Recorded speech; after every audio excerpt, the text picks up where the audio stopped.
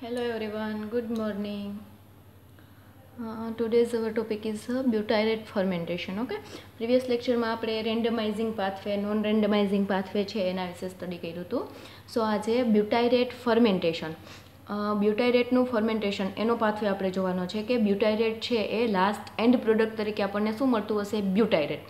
So in this acetyl CoA produced from the phosphoroclastic reaction. હવે acetyl CoA છે, acetyl CoA છે એ produce થાય છે શેમાંથી?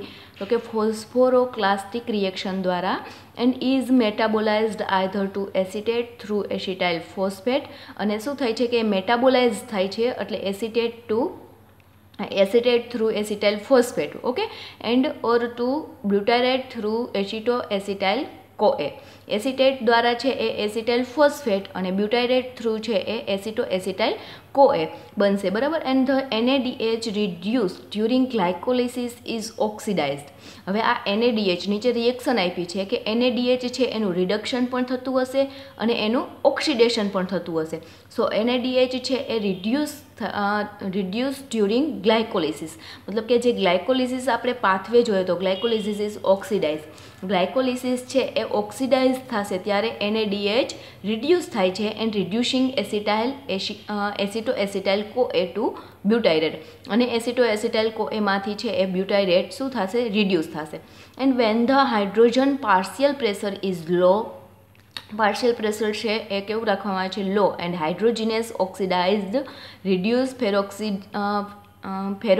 Ferredoxin producing H2. અને શું કીધું તો કે હાઇડ્રોજીનેઝ એન્ઝાઇમ છે એ શું થશે? હાઇડ્રોજીનેઝ ઓક્સિડાઇઝડ અને રિડ્યુસ કરશે ફેરોડોક્સિન પ્રોડ્યુસ. હવે જે ફેરોડોક્સિન છે એ શું પ્રોડ્યુસ કરશે? ફેરોડોક્સિન પ્રોડ્યુસ H2 છે એ પ્રોડ્યુસ થશે. Under this condition the ferredoxin, હવે આ કન્ડિશનમાં શું થશે? ફેરોડોક્સિન છે એ ઓક્સિડાઇઝડ પણ થાય છે અને ફેરોડોક્સિન અથવા તો એનું રિડ્યુસ પણ થશે. And ratio is high and NADH ફેરોક્સિડન્સ ઓક્સિડો રિડક્ટેઝ. હવે અહીંયા NADH પ્લસ H પ્લસમાંથી છે એ ફેરોક્સિડન H2 છે જે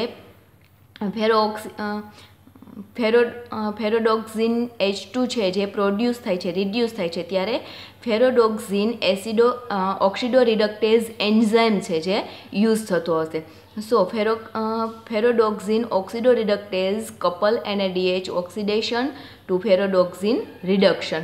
and since NADH is oxidize through, હવે આ NADH છે જે ઓક્સિડાઇઝ થાય છે કોના દ્વારા? તો કે through these reaction acetyl CoA is not needed as the electron acceptor.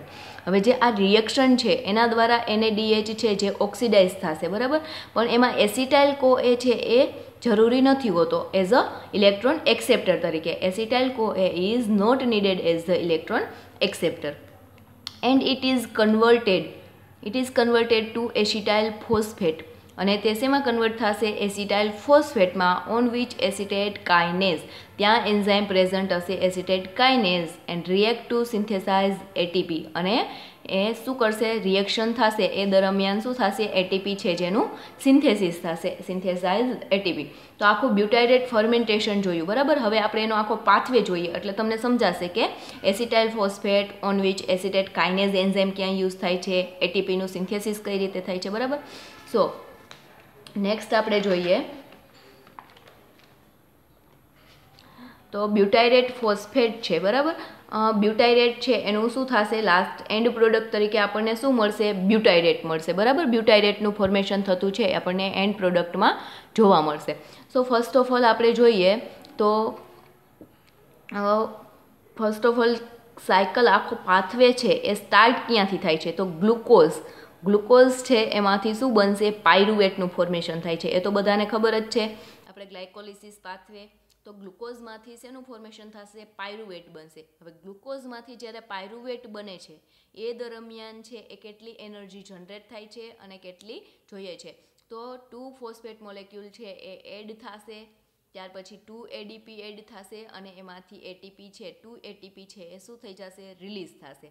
એ દરમિયાન 2 NAD છે એડ થશે અને 2 NADH plus 2 mall of hydrogen છે એ શું થશે? રિલીઝ થશે. ક્યારે? તો કે ગ્લુકોઝમાંથી જ્યારે પાયરુવેટનું ફોર્મેશન થાય છે ત્યારે. ધેન પાયરુવેટમાંથી છે એસિટાઇલ કો એ બનશે, બરાબર. પાયરુવેટમાંથી આ બધા પાથવે છે આપણે ચેપ્ટર 2માં ભણી ગયા કે ગ્લુકોઝમાંથી પાયરુવેટ કઈ રીતે બને છે, પાયરુવેટમાંથી એસિટાઇલ કો એનું ફોર્મેશન કઈ રીતે થાય છે. સો પાયરુવેટમાંથી જ્યારે એસિટાઇલ કો એનું ફોર્મેશન થતું હશે, બરાબર, ત્યારે 2 મોલ ઓફ કાર્બન ડાયોક્સાઇડ છે એ શું થઈ જશે, રિલીઝ થશે, અને કો એ એસિટાઇલ કો એન્ઝાઇમ બને છે. એસિટાઇલ કો એ બને છે એટલે 2 મોલ ઓફ 2 કો એ એન્ઝાઇમ છે એ શું થશે, એડ થઈ જશે, અને આને આપણે કહીશું સેકન્ડ પ્રોસેસ. હવે લાસ્ટમાં આપણે જોશું કે એન્ઝાઇમ છે કયા કયા યુઝ થાય છે, બરાબર. એ દરમિયાન 2FD અને 2FD.H2 2FD છે ફેરોડોક્સિન કે એડ થશે, અને 2 ફેરોડોક્સિન પ્લસ H2 છે શું થઈ જશે, રિલીઝ થશે. અને તે દરમિયાન થર્ડ સ્ટેજમાં શું થાય છે, તો કે થર્ડમાં છે એ 2H2 છે એ રિલીઝ થાય છે, બરાબર. ત્યાર પછી આપણે જોઈએ કે એસિટાઇલ કો એ છે, એસિટાઇલ કો એમાંથી શેનું ફોર્મેશન થશે, તો કે એસિટાઇલ કો એ, એસિટાઇલ કો એમાંથી એસિટાઇલ કો એનું ફોર્મેશન થતું જોવા મળે છે. એ દરમિયાન શું થાય છે, તો કે 2 આ જે એસિટાઇલ કો એ હતો એ કો એન્ઝાઇમ છે એ એક કો એન્ઝાઇમ રિલીઝ થઈ જશે, બરાબર. એટલે એસિટાઇલ કો એનું ફોર્મેશન થશે. ત્યાર પછી એસિટાઇલ કો એમાંથી 3 હાઇડ્રોક્સી બ્યુટરાઇલ કો એનું ફોર્મેશન થતું છે આપણને જોવા મળશે. સો એસિટાઇલ કો એમાંથી જ્યારે હાઇડ્રોક્સી બ્યુટરાઇલ કો એનું ફોર્મેશન થાય છે ત્યારે એક NADH પ્લસ હાઇડ્રોજન છે એ શું થશે, એડ થશે, અને NADH પ્લસ છે એ રિલીઝ થાય છે, બરાબર.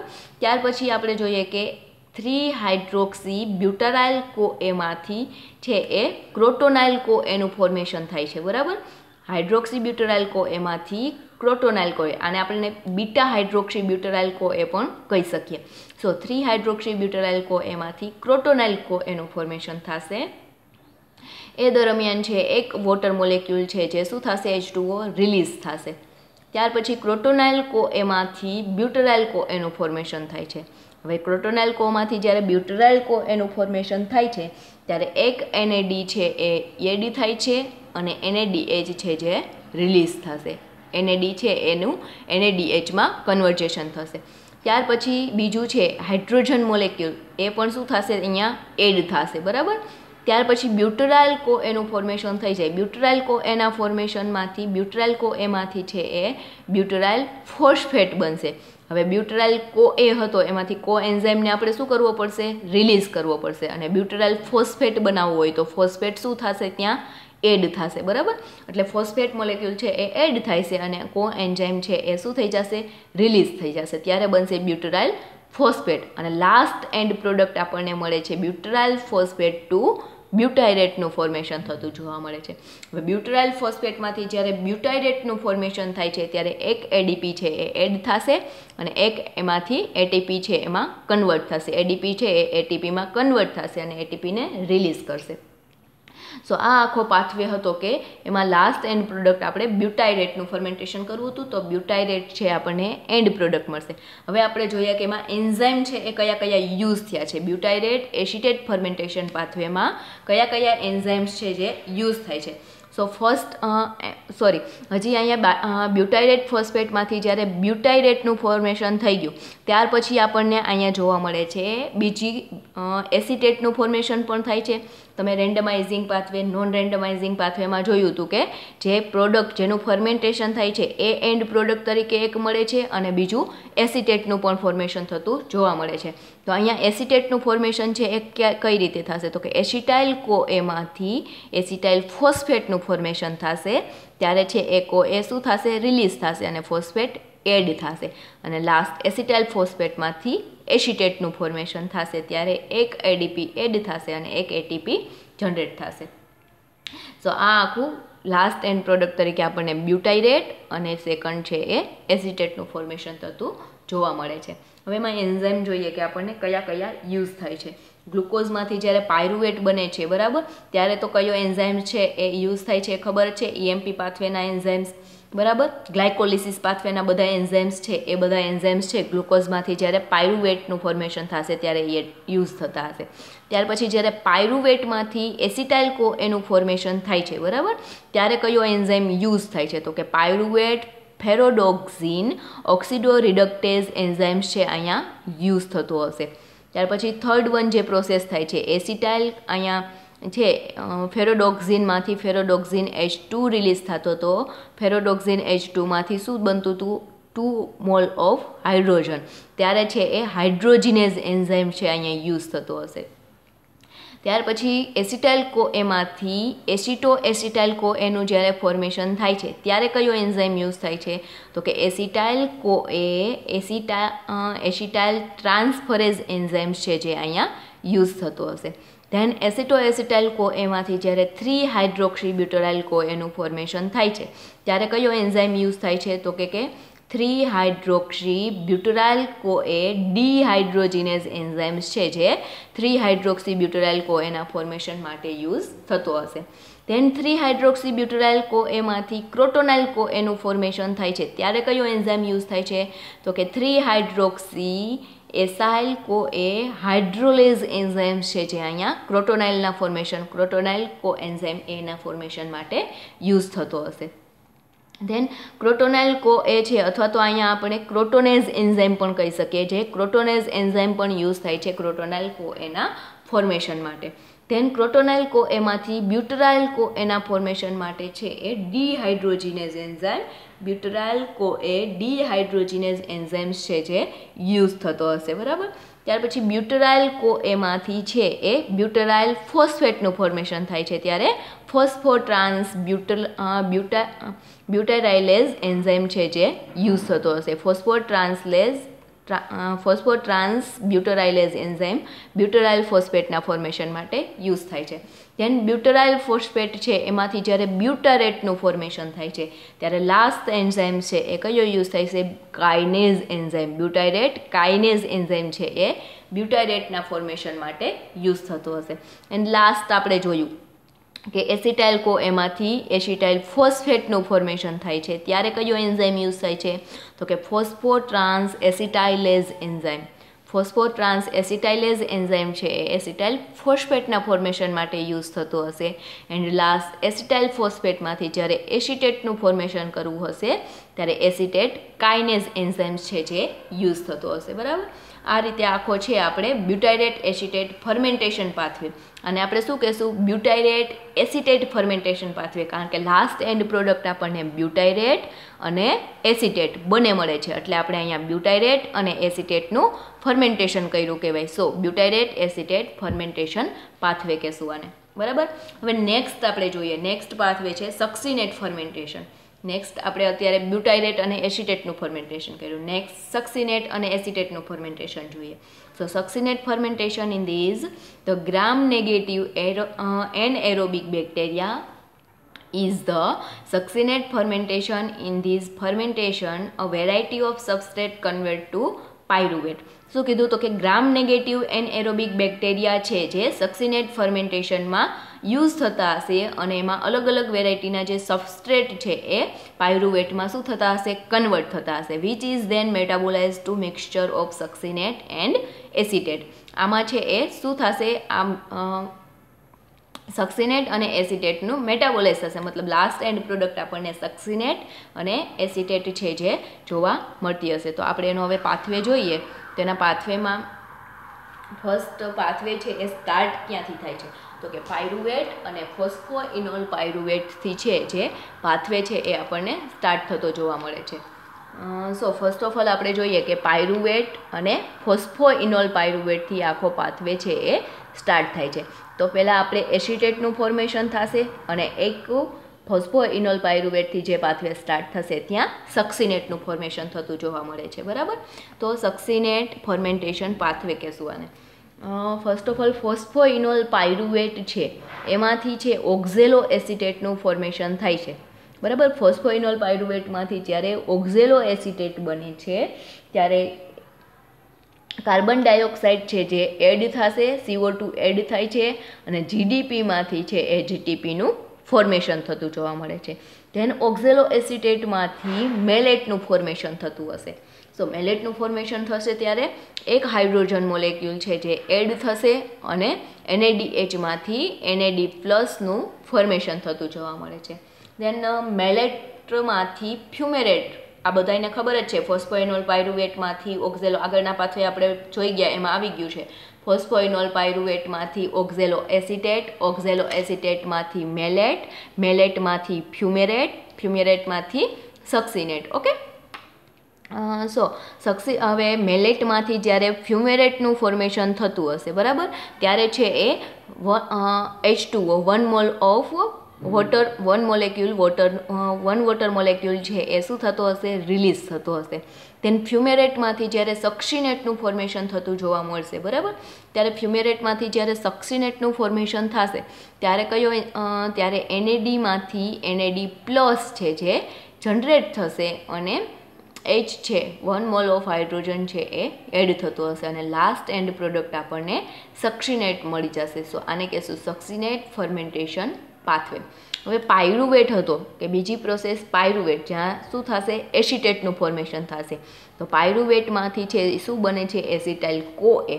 પાયરુવેટમાંથી જ્યારે એસિટાઇલ CoAનું ફોર્મેશન કરવું હશે તો એક કોએન્ઝાઇમ એ એડ થશે અને CO2 અને 2 મોલ ઓફ હાઇડ્રોજન છે એ રિલીઝ થાય છે, ત્યારે એસિટાઇલ CoAનું ફોર્મેશન થાય છે. હવે એસિટાઇલ CoAમાંથી આપણે એસિટાઇલ ફોસ્ફેટ બનાવવું હોય તો જનરલી પ્રોસેસ છે કે કોએન્ઝાઇમ શું થઈ જશે, રિલીઝ થઈ જશે અને ફોસ્ફેટ છે એ એડ થશે, એટલે એસિટાઇલ ફોસ્ફેટનું ફોર્મેશન થતું જોવા મળશે, બરાબર. હવે એસિટાઇલ ફોસ્ફેટમાંથી છે આપણને લાસ્ટ એન્ડ પ્રોડક્ટ મળશે એસિટેટ. તો એસિટેટનું ફોર્મેશન થતું છે આપણને જોવા મળે છે. ત્યારે એસિટાઇલ ફોસ્ફેટમાંથી એસિટેટનું ફોર્મેશન થાય છે ત્યારે ADP છે એ એડ થશે અને ADPમાંથી છે ATPનું ફોર્મેશન થશે, જે ATP release as a energy તરીકે જનરેટ થશે, બરાબર.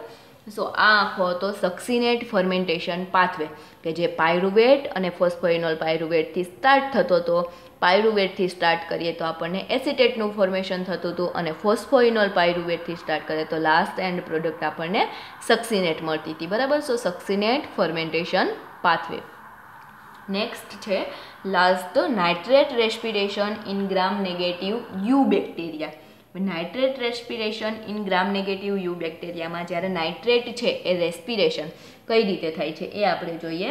સો the respiration found among in gram negative યુ બેક્ટેરિયા ઇઝ નાઇટ્રેટ રેસ્પિરેશન. કે શું કીધું, ગ્રામ નેગેટિવ યુ બેક્ટેરિયામાં જ્યારે રેસ્પિરેશન જોવામાં આવે છે એને આપણે શું કહીએ છીએ, નાઇટ્રેટ રેસ્પિરેશન કહેશું, બરાબર. Nitrate reduction is couple to NADH oxidation via different carrier molecule. In some case growth occurs with H2 and NO3 as the sole source of energy, બરાબર. શું કીધું કે sole source of energy as a energy source છે એ H2 અને NO3 છે, NO3- છે જે યુઝ થતો હશે એના ગ્રોથ માટે. And obligate anaerobes capable of nitrate respiration. હવે ઓબ્લિગેટ એનએરોબ છે જે નાઇટ્રેટ રેસ્પિરેશનમાં છે એ કેપેબલ હશે, બરાબર. એમાં ઇન્ક્લુડિડ આપણે સ્પીસીસ જોઈએ તો ગ્રામ નેગેટિવ જીનેરા છે એની સેલેનોમોનાસ, વેલોનેલા એન્ડ ગ્રામ પોઝિટિવ જીનસ છે જે પ્રોપિયોની બેક્ટેરિયમ, બરાબર. ગ્રામ નેગેટિવ જીનસ આપણે જોઈ હતી રેન્ડમાઇઝિંગ પાથવેમાં કે સેલેનોમોનાસમાં એક રેન્ડમાઇઝિંગ પાથવે થતો હતો અને વેલિયોનેલામાં છે એ રેન્ડમાઇઝિંગ પ્રોસેસ થતી હતી. આ બે છે એ જીનેરામાં છે આપણે જોઈ હતી ગ્રામ નેગેટિવ જીનેરા છે કે જેમાં શું થતું હતું, રેન્ડમાઇઝિંગ પ્રોસેસ જોવા મળતી હતી. એન્ડ બીજી ગ્રામ પોઝિટિવ જીનસ છે એ પ્રોપિયોની બેક્ટેરિયમ, બરાબર, એ છે એ ગ્રામ પોઝિટિવ જીનસ છે. તો આ આખું હતું nitrate respiration in gram negative યુ બેક્ટેરિયામાં છે એ નાઇટ્રેટ રેસ્પિરેશન કઈ રીતે જોવા મળે છે, બરાબર. સો